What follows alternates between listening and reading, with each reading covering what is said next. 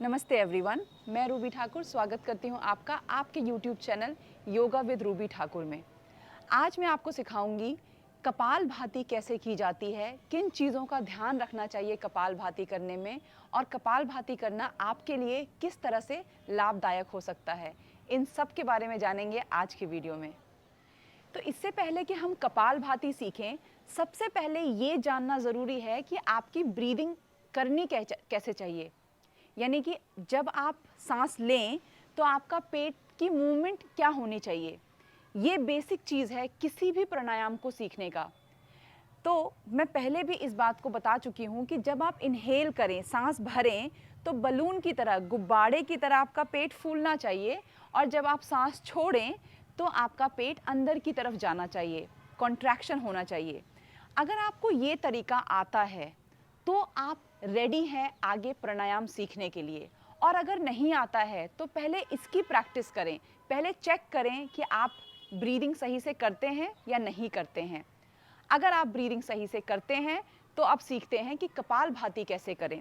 तो सबसे पहले आप किसी भी मेडिटेटिव पोस्चर यानी कि ध्यान के पोस्चर में बैठ जाएं। आप उसके लिए सिद्धासन लगा सकते हैं या नॉर्मल क्रॉस लेग आलती पालती लगा सकते हैं, या आप चाहें तो पद्मासन लगा सकते हैं, या आप चाहें तो वज्रासन में भी बैठ सकते हैं।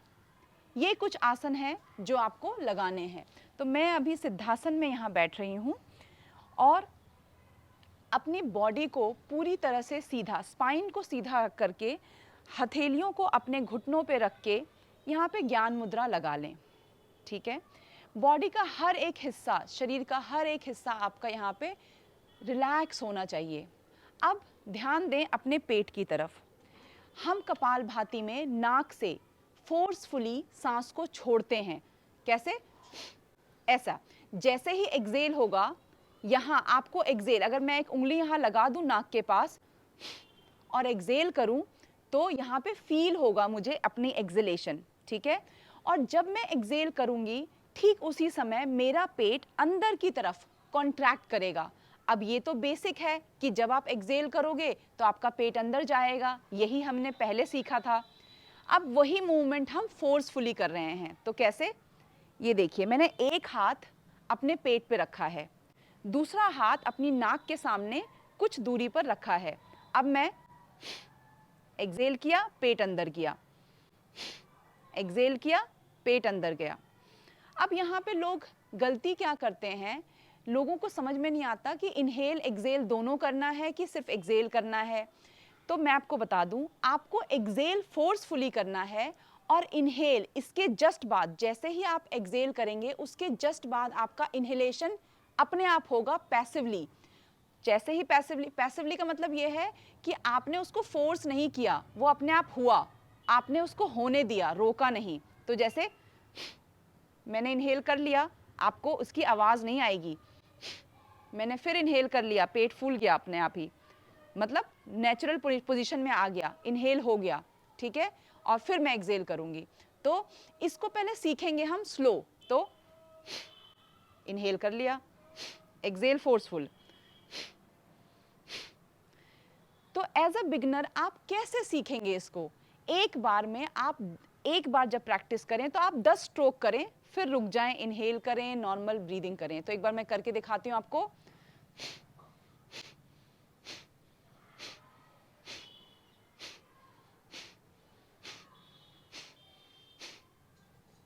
तो ये मैंने 10 बार किया, हर बार मैंने इनहेल किया, बट वो पैसिव था, आपको सुनाई नहीं दिया, एक्सेल सुनाई दिया आपको।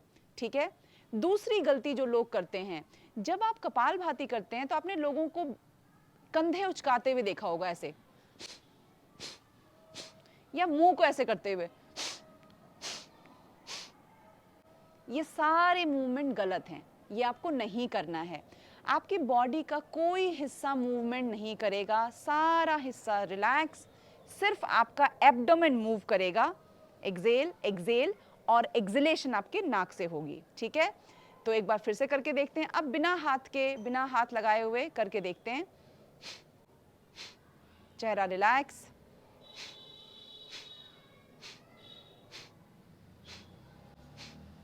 एंड इस तरह से। तो शुरुआत में एज अ बिगनर जब आप शुरू करें तो एक बार में 10 करें। विथ प्रैक्टिस जैसे जैसे आपकी एब्डोमेन की ताकत बढ़ेगी, इन मसल्स की ताकत बढ़ेगी, आप इसको 50-60 से लेकर 100 तक भी ले जाएंगे जब आप एक बार में 100 तक स्ट्रोक लगाएंगे। स्ट्रोक किसे कहते हैं? दिस इज स्ट्रोक, ये स्ट्रोक है। तो अभी आप 10 बार करेंगे। लोग ये भी गलती करते हैं कि एक बार इनहेल कर लिया और उसके बाद लगातार एक्सेल एक्सेल एक्सेल कर रहे हैं, इनहेल करना भूल गए। तो मैंने बताया आपको इनहेल होगा, पैसिव होगा, तो उसको भूलना नहीं है, ठीक है। इस तरह से आप अपनी प्रैक्टिस को करें। अब जानते हैं कि कपाल भाती का मतलब क्या होता है। कपाल मतलब आपका ये फ्रंट का हिस्सा, माइंड का फ्रंट हिस्सा, यानी कि आपका माथा। भाती यानी कि चमक।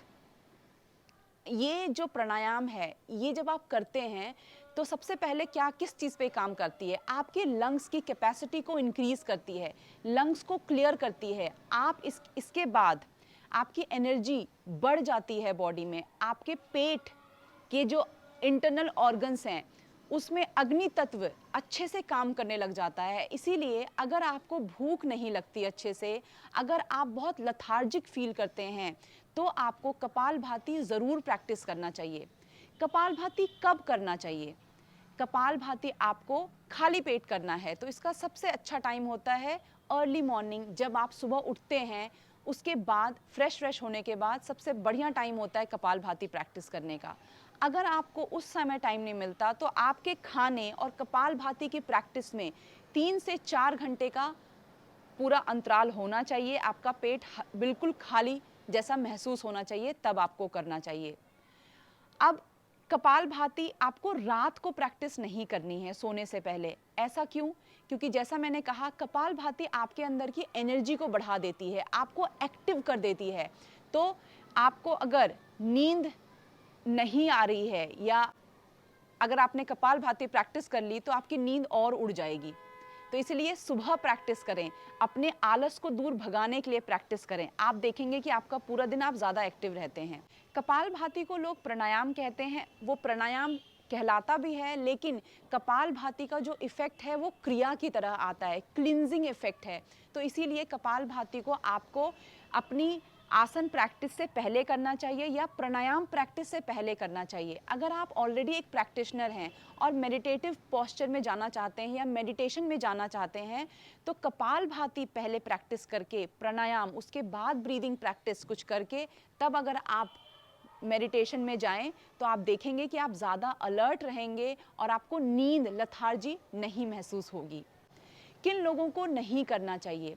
अगर आपको हाई बीपी है, अगर आपको हर्निया है या ब्लड प्रेशर आपका हाई रहता है और आपको हार्ट से जुड़ी हुई कोई दिक्कत है, तो आपको कपालभाति नहीं करना चाहिए। पीरियड्स में भी आपको कपालभाति अवॉइड करना चाहिए। जो लेडी प्रेग्नेंट हैं उनको भी कपालभाति प्रैक्टिस नहीं करनी चाहिए। इसके अलावा अगर आपको उस समय सर में दर्द है या किसी तरह का नॉस्ट्रिल आपका बहुत ब्लॉक है, तो भी आप कपालभाति को अवॉइड करें। जिन दिनों बहुत गर्मी का मौसम है उन दिनों ध्यान रखें कि कपालभाति करने से, जैसा कि मैंने कहा, एनर्जी बढ़ जाती है, अग्नि तत्व बढ़ जाता है। तो ऐसा हो सकता है कि आपका ब्लड प्रेशर बढ़ता है, आपको डिजीनेस भी कभी कभी कुछ लोगों को फील होता है। तो उस समय क्या करें? रुक जाएं, प्रैक्टिस उसी समय रोक दें, शीतकारी या शीतली जैसे प्राणायाम प्रैक्टिस करें, रिलैक्स हो जाएं। और गर्मियों के मौसम में आप इसको अर्ली मॉर्निंग ही प्रैक्टिस करें जब थोड़ा मौसम ठंडा होता है। सर्दियों में आप प्रैक्टिस कर सकते हैं और इन दिनों आपको ज़्यादा दिक्कत नहीं आएगी। कपालभाति के साथ जैसे जैसे आप प्रैक्टिस को आगे बढ़ाएंगे, आप इसकी इंटेंसिटी को बढ़ा सकते हैं। साथ ही साथ इसको एडवांस लेवल पे जाने के लिए इसमें हम कुंभक भी ऐड करते हैं। बाह्य कुंभक यानी कि सांस को बाहर छोड़ना कपालभाति प्रैक्टिस के बाद और कुछ देर रिटेंशन में रहना, यानी कि बाहर सांस को छोड़कर रुकना। उसी तरह अंतर कुंभक की भी प्रैक्टिस होती है, जिसमें आप ब्रेथ को अंदर होल्ड करते हैं कपालभाति के बाद और थोड़ी देर रुक जाते हैं। बट वो सब बाद में आता है, पहले आप नॉर्मल कपालभाति करना शुरू करें और उसके बाद धीरे धीरे आगे बढ़ें। तो ये थी सारी चीज़ें कपालभाति से रिलेटेड। जो मैंने सोची कि आप लोगों के साथ शेयर करूं। अगर आपके इसमें और भी कोई क्वेश्चन रह गए हैं तो आप ज़रूर कमेंट्स में मुझे लिख कर बताएं, मैं कोशिश करूंगी उसका आंसर देने की। इस तरह की और वीडियोस के लिए मेरे चैनल को सब्सक्राइब ज़रूर करें और इस वीडियो को ज़्यादा से ज़्यादा लोगों के साथ शेयर करें। इस तरह की और वीडियोस के साथ फिर आपसे मिलूंगी। तब तक के लिए स्वस्थ रहें, खुश रहें। नमस्ते।